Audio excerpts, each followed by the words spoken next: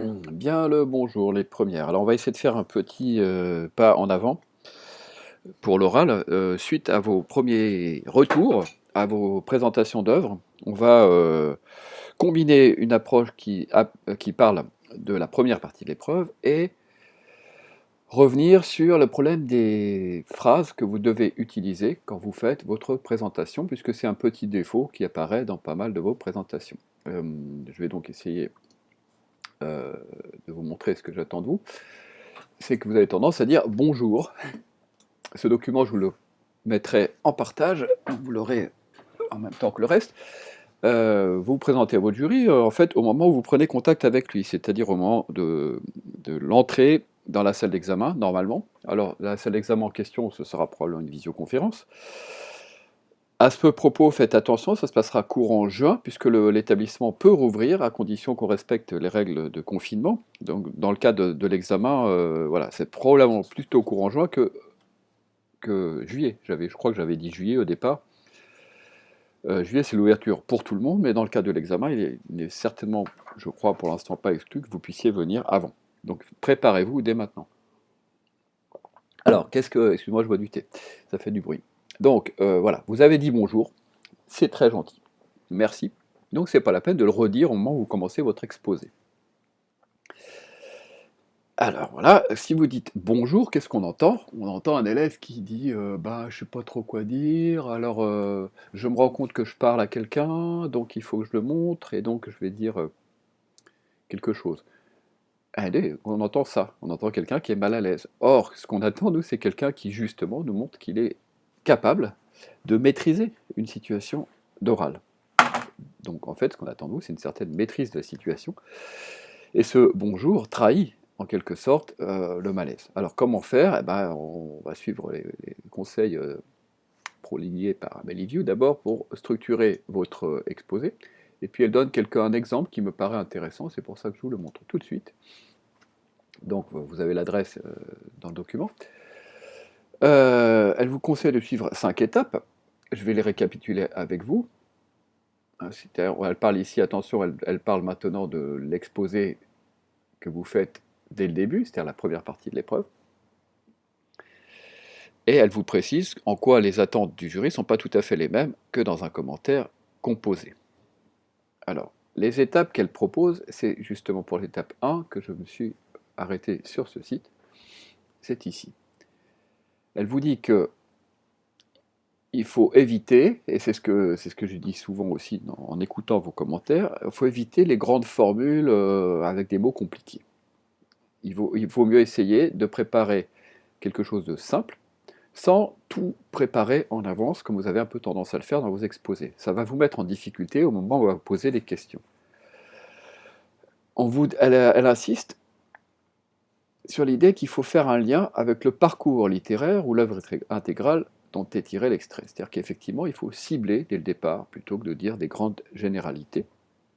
Et ce qu'elle vous donne ici comme conseil, et je pense que ça va être le conseil à donner à tous ceux qui ne savent pas comment démarrer, c'est ça. Je vais vous présenter une lecture analytique du chapitre machin chouette de telle œuvre. Voilà. C'est aussi simple que de dire bonjour. Donc vous avez le B au bord des lèvres, là, vous retenez, vous dites simplement je vais vous présenter. Voilà. Ça, c'est la solution la plus simple.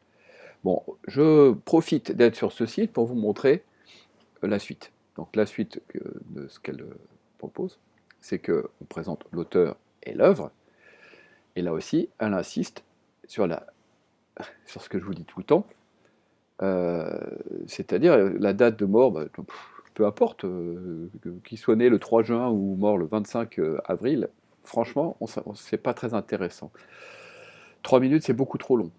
Ça n'a aucun intérêt. Donc effectivement, il faut trouver des idées, des faits marquants, et bien sûr, il faut que ça ait un lien avec ce qu'on est en train de dire. Si par exemple, vous présentez une analyse littéraire de La Princesse de Clèves, et que c'est la scène du bal, plutôt que de nous parler pendant 3 minutes de tout ce qu'a vécu Madame de Lafayette, vous pouvez aborder la question de son immersion dans le monde très mondain de Versailles, dans lequel il y a des bals, etc. etc. C'est-à-dire faire le lien directement avec le texte.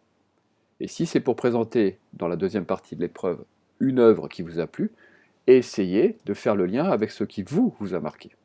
Voilà. Donc là, il vous donne un exemple que vous pourrez aller voir de vous-même. Troisième étape, présenter le texte, c'est-à-dire l'extrait, le résumé, etc. Encore faut-il avoir résumé l'œuvre au préalable. Donc à mon avis, là, l'auteur, enfin cette dame, elle est gentille, mais elle fait comme si on connaissait déjà toute l'œuvre. Donc il faut penser à la résumer en une ou deux phrases, au besoin, au préalable. Mais présenter l'œuvre en entier, et puis présenter bien sûr l'extrait. Mais là aussi, une phrase suffit. Donc par exemple, si c'est la princesse de Clèves, puisqu'on est là-dessus, la scène que nous étudions, c'est la scène du bal qui intervient peu après le mariage de mademoiselle de Chartres avec le prince de Clèves. 4. La lecture à voix haute, à ne surtout pas négliger. Euh, voilà, j'aime bien l'image qu'elle vous donne. C'est exactement ça qu'il faut faire. C'est-à-dire que vous devez être captivant et vous devez être lent. Regardez des orateurs, des lecteurs, ils vont tous très lentement. Il faut être captivant et surtout, vous devez faire passer cette idée que vous êtes passionné par ce que vous dites. Alors là, je ne suis pas tout à fait d'accord avec elle. On n'annonce pas comme ça de brut en blanc sa problématique. On pose un problème. Et pour poser un problème, je n'arrête pas de vous répéter la même chose. C'est-à-dire qu'il faut à un moment donné montrer que où on a une attente par rapport à un certain genre, par exemple, on sait que Madame de Lafayette produit un roman qui est plus ou moins né dans un milieu précieux. Et étonnamment, et là on a introduit justement l'idée qui pose problème, étonnamment, ce roman précieux s'écarte des codes très sentimentaux qu'on y trouvait et propose plutôt quelque chose qui nous étonne, et là, tac, tac, tac, on introduit sa question. Il faut l'amener, cette problématique. Il ne faut pas la balancer comme ça, de brut en blanc. Sinon, c'est pas très convaincant. Voilà. Elle vous donne quelques autres conseils que vous pourrez aller voir aussi.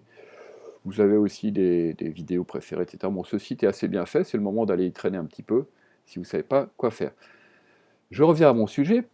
Donc voilà, elle nous a prodigué quelques bons conseils, et j'ai rectifié ici en disant, problème d'abord, ça me tient à cœur. Bon, un autre site que j'ai trouvé intéressant, et que je vais vous montrer tout de suite, c'est les formulations que vous pouvez réutiliser. Alors c'est donné tout simplement, ici c'est un site qui est ici, là, quelques mots de transition que vous pouvez utiliser. Là, je pense que vous pouvez piocher là-dedans. Vous avez beaucoup... Alors, c'est pas un site de français, hein, mais c'est un site qui s'occupe de... Vous avez vu, hein, agent majeur, accueil, métier, formation, mission, blog. Donc ici, on est dans le monde du travail. Et dans le monde du travail, ben, on a besoin de parler. Donc vous voyez qu'ici, vous avez des petits conseils qui me paraissent tout à fait pertinents. J'aimerais vous parler d'eux. Alors ça pourrait être utilisé dans la deuxième partie de l'épreuve. J'aime pas, cet exposé parle d'eux, à mon avis c'est à éviter. En guise d'introduction c'est pareil, c'est à éviter, vous faites votre introduction, c'est pas la peine de le dire.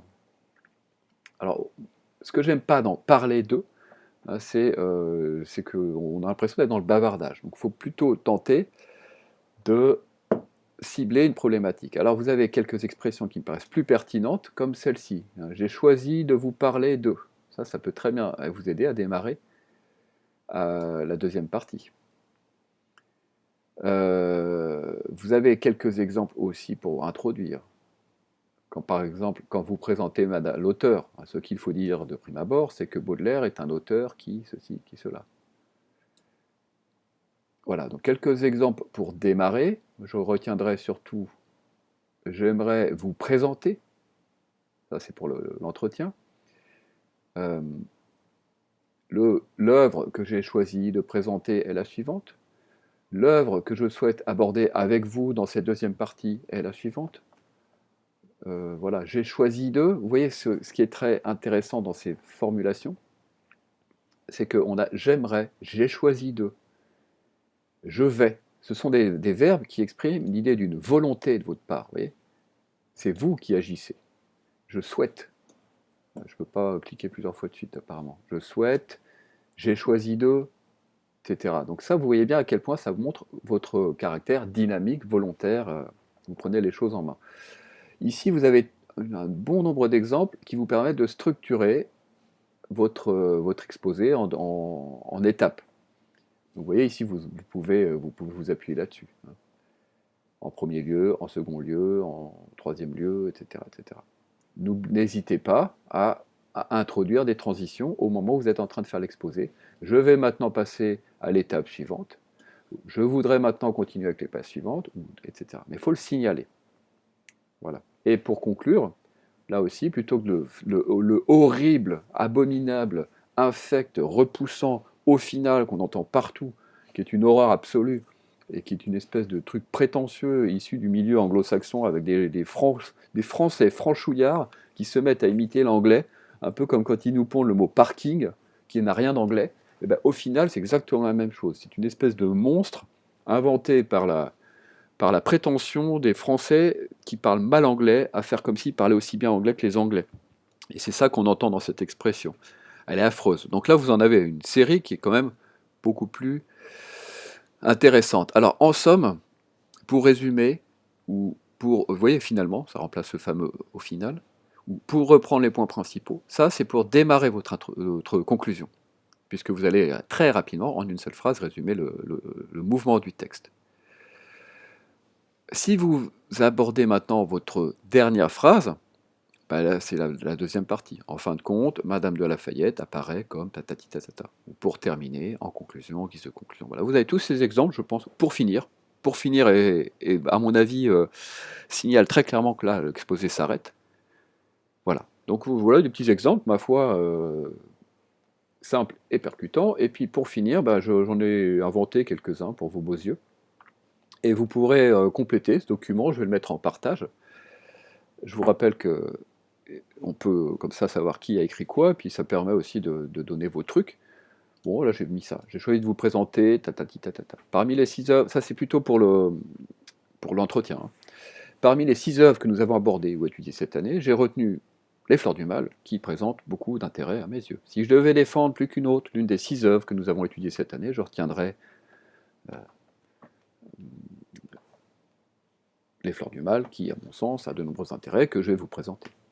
Parmi les 6 œuvres étudiées cette année, j'ai retenu Les Liaisons dangereuses pour l'intérêt particulier que ce roman présente à mes yeux. J'attribue à Madame de Lafayette un intérêt et une importance particulière aussi, je vais vous présenter son œuvre. Il m'a semblé que parmi les œuvres étudiées cette année, l'une d'elles avait une importance particulière, patati patata.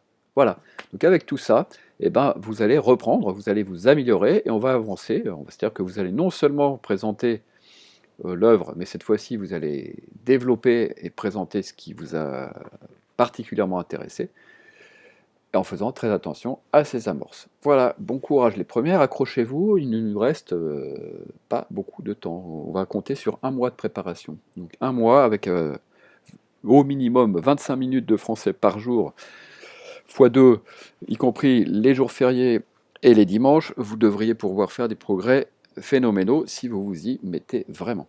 À bientôt.